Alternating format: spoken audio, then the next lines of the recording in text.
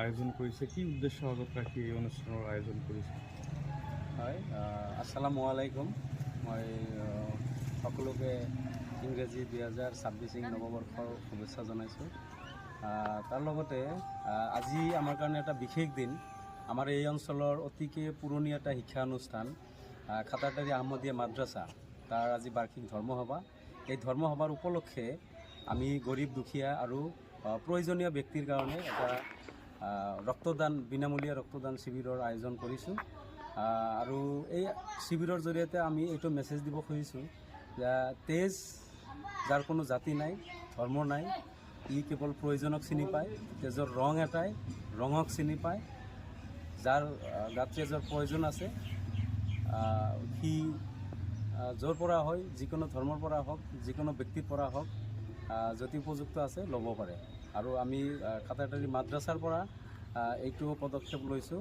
আৰু মাদ্ৰাছাৰ পৰা এইটো মেছেজ, এইটো সম্প্ৰীতিৰ মেছেজ এটা, মিলা প্ৰীতিৰ মেছেজ এটা মই গোটেই অসমবাসীৰ লগতে ভাৰতবাসীক দিব খুজিছোঁ। আৰু অন্য কেউ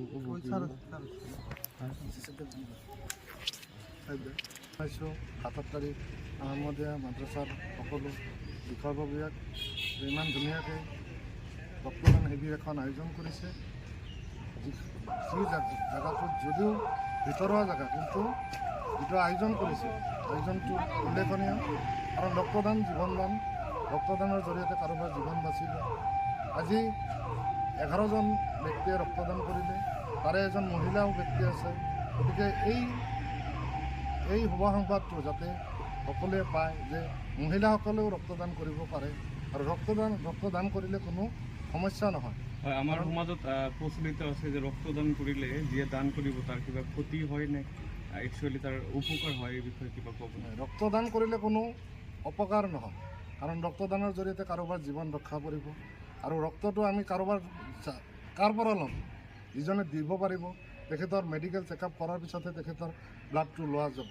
আমি ইয়াতে যদিও 11জন কালেকশ্যন কৰিছোঁ, তাৰে ৰিজেক্ট হৈছে মোটামুটি 8জনমান ৰিজেক্ট হৈছে। গতিকে ৰিজেক্ট হোৱাৰ কাৰণ সেইবিলাকেই, কাৰণ কাৰোবাক বিপদত পেলাই কোনেও ৰক্ত নিদিয়ে। আৰু আমি বিচাৰিছোঁ ৰক্তদান কৰিলে কি উপকাৰ হয়। উপকাৰ বুলি ক'লে ৰক্তদান কৰিলে আপোনাৰ নিজৰ বডিটো পৰীক্ষা কৰা হ'ল। আপোনাৰ হেপাটাইটিছ বি থাকক, হেপাটাইটিছ চি, HIV, মেলেৰিয়া, তাৰপিছত VDRL, এইবিলাক আপোনাৰ গাত আছেনে নাই সেইটো এটা পৰীক্ষা হৈ যায়। আৰু 3 মাহ মূৰে মূৰে সকলো সুস্থ ব্যক্তিয়ে ব্লাড দান কৰিব পাৰে। ব্লাড দান কৰিলে কোনো ক্ষতি নহয় আৰু উপকাৰ হয়। আপোনাৰ কেঞ্চাৰ হোৱাৰ সম্ভাৱনাটো 70 to 80% কমি যায়। আৰু